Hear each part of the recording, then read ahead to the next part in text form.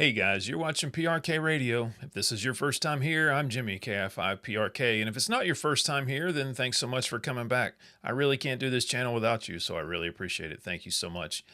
Today, I'm going to do a follow-up video. A couple of weeks ago, I dropped a video where I tested my UV5R Mini.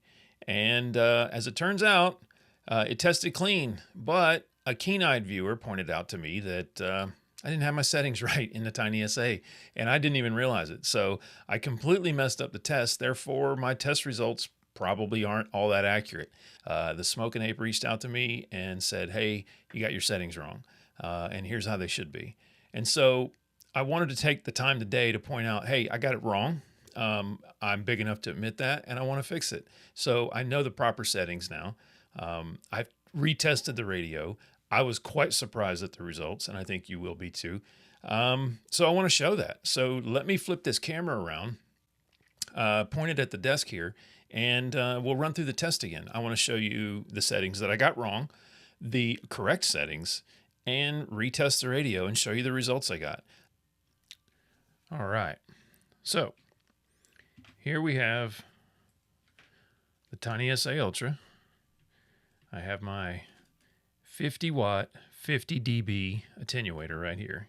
I went back, I'm using the double shielded cables that I bought. These are not the cables that come with the TinySA.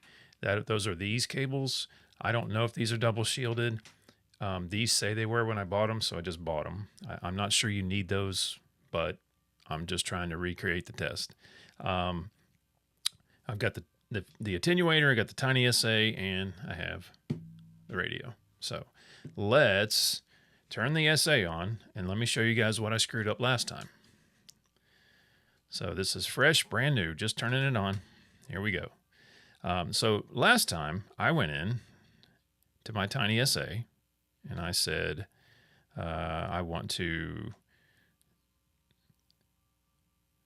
measure harmonic. What's your fundamental? Well, I'm going to measure on frequency 146.52 megahertz. Then it asked me, what's my span? Here's the first mistake I made. I entered my span as 0, and you shouldn't do that because your span is bigger than the screen that you have here. This couple of inches that you have right here isn't big enough to show you all that. So it wasn't breaking it up for me enough. It needed to compress it and show it to me on the screen. So the advice that I got from the Smoking Ape is 100 kilohertz, right? Now you can see these blue lines maybe, right? Can you see those? Can you see these blue lines on the screen? All right, so these are the different segments, and you can also see the frequency markers down here at the bottom. So here's the fundamental, and then the next harmonic, and the next, and the next, and the next, all the way up to like 1.17 gigahertz, right? So this is a much better span. What I had before was this one section here spread across the whole screen and even off the screen. So I couldn't see, you know, what, if any spurs were there, I couldn't see them. The other thing that I didn't do was I never went in and said what my external attenuation was. So here you go back over to level and you say external gain, negative 50 dB, because that's what I have connected here is this 50 dB attenuator. And then the other thing that I didn't do that just gives me a visual representation, you technically, I don't think need to do this, but it gives you a quick reference on the screen, is I never drew a line, right? You can do the math. If you have a spur, you can do the math and figure out the delta between the fundamental and where the harmonic is spiked, and you could do the math and figure out if you're below the threshold or not, right? But the line is just a quick reference. So I'm in here. So I'll go back, and I'm going to go display, and I'm going to say draw a line. And where you want to draw this line is negative 16.02 times 1. There's your line. So the advice that I got was the other thing you want to do is you don't want, and I know this is going to rub some people the wrong way because Josh is respected. Ham Radio Crash Course. Smoking Ape is respected. Josh learned from the designer of the TinySA that you kind of want the TinySA doing it. That's one theory. The other theory is you don't want it because you can't control that, but you can control this because you're connecting these. This is physical, and whatever the TinySA is doing internally, you have no control over it when you set it to auto, right? So Josh was told, set it to auto and let it apply some internal attenuation, and that keeps the TinySA from hearing itself. I didn't experience that with mine. Okay, so this is where it's going to get down in the weeds a little bit, and it's probably going to cause some people to get all kerfuffled in the comments. That's fine. Leave me a comment. Let me know if you still think I did it wrong. But watch the video first before you just jump down there and make your comment, because I think you might be surprised at the results that I got. So I'm going to go in here. The other thing I want to do is I want to go back, and I'm going to go back to, what was it, level? And I'm going to go into attenuate, and it's set to auto right now. I don't want auto. I know. Calm down. Bear with me. I'm triggering people already because they're like, but Josh said, set it to manual. But now, what do you want to set it to? Well, I don't. I want it off. So I'm going to go 0, and I'm going to enter that. And it's turned off right now. The TinySA will not apply any internal attenuation. The only attenuation I have connected right now is my 50 watt, 50 dB external attenuator that I bought separate, and I have tested, and it is 50 dB attenuation. Okay. So now I'm set up and ready to go. What have I done? I went in and I set my fundamental. I also set my span correctly. I had it wrong before. And then I went in and I drew my line, and I have turned off internal attenuation. I don't want it. I don't want it. So let's hook up the radio and let's see what we get. Okay. And again, I understand, I like Josh. I like smoking. I like both those guys. I've never spoken to Josh. I'm not saying that he's wrong. I'm saying that you're going to be surprised when you see what I show you.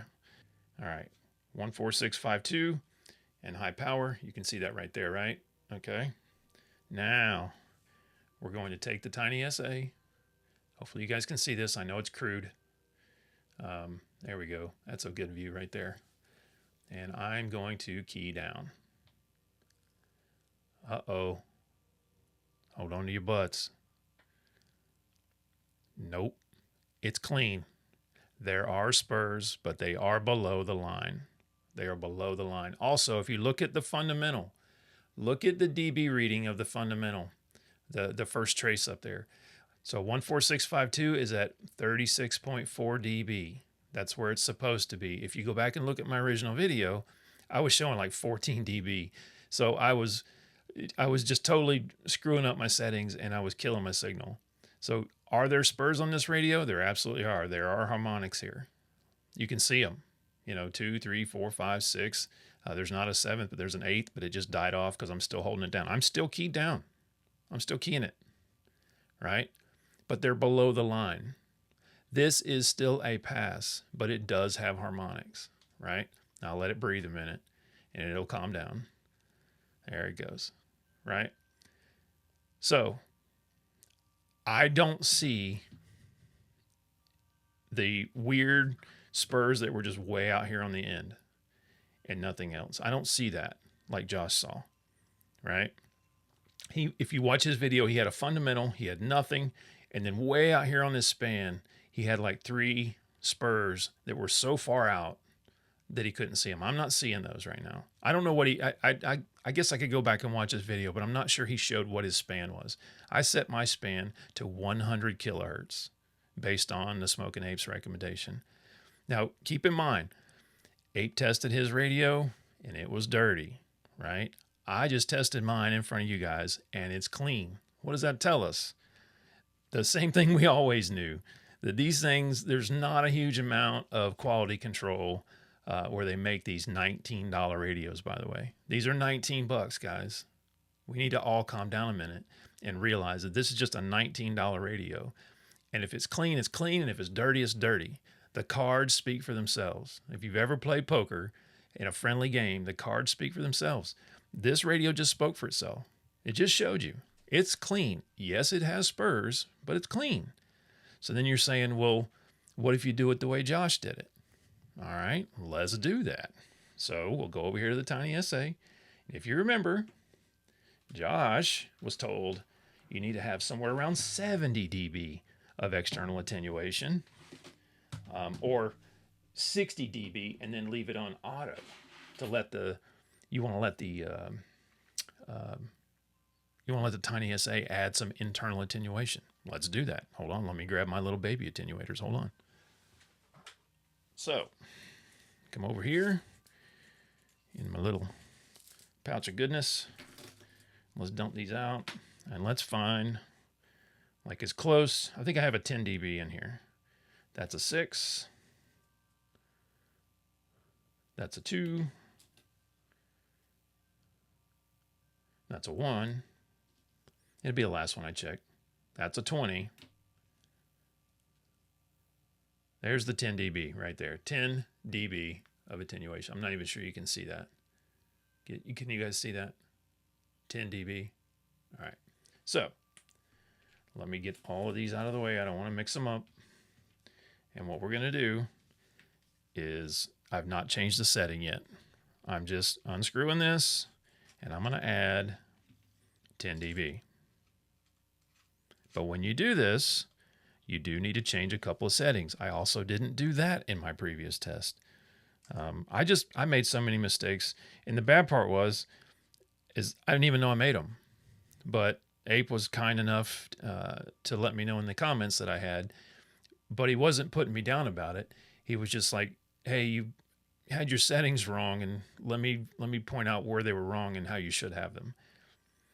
And I appreciated that. That's how you give constructive feedback. All right. So, and it is constructive feedback. It's not constructive criticism. So I've got 50 dB of attenuation right here, the big boy. And then I've got the little 10 dB right here.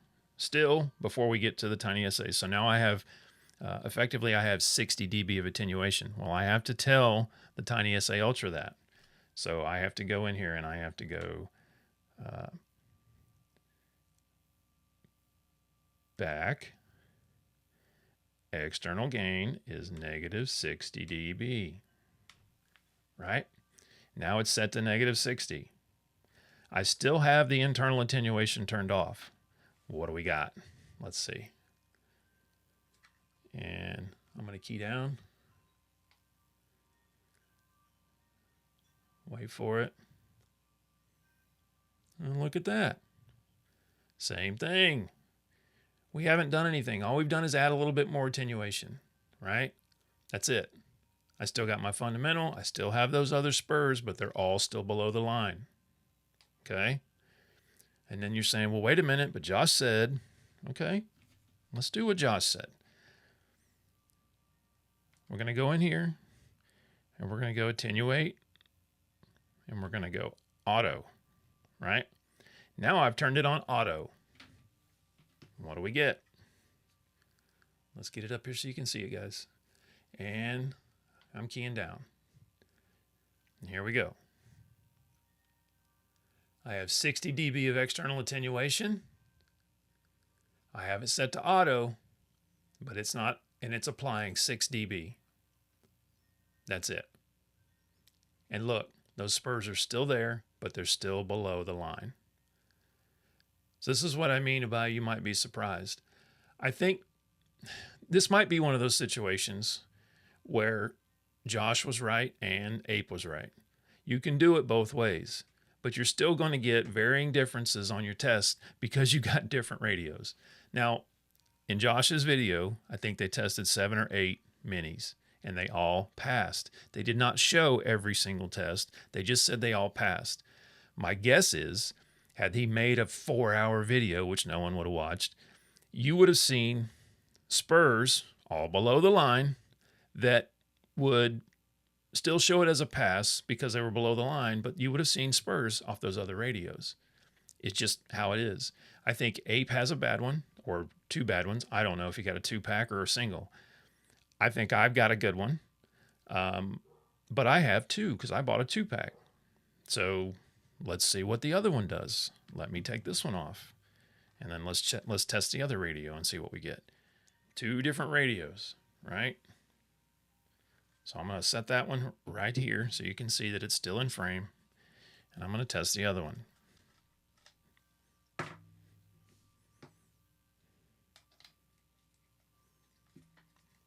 See, I think everybody's getting their feathers ruffled for no reason, because all these radios can be different. I don't think the QC at the old Baofeng plant is as good as we're expecting it to be. And I think what you get when you are mass producing tens of thousands or probably hundreds of thousands of $19 radios is you're going to get massive amounts of radios coming off the assembly line and not nearly as much emphasis on quality control of these products. It is more about pumping out a high volume of radios and making the whatever it is $3 profit or $7 profit that they get on these things. It's a $19 radio, guys. Okay, so you're going to get what you're going to get. I'm not saying it's a bad radio. I'm just saying we should not have super high expectations of a $19 radio. You get what you pay for. It just is. That's what I believe. All right, we're on 2-meter call. That's 14652, high power. All right, now I'm still testing Josh's way. I've got 60 dB of external attenuation. The internal attenuation is turned to auto. Let's test and see what we get. Oh, let's turn this other radio off. And we're testing. Look, there's spurs, but they're all below the line. So this radio also passes, right? It just is what it is.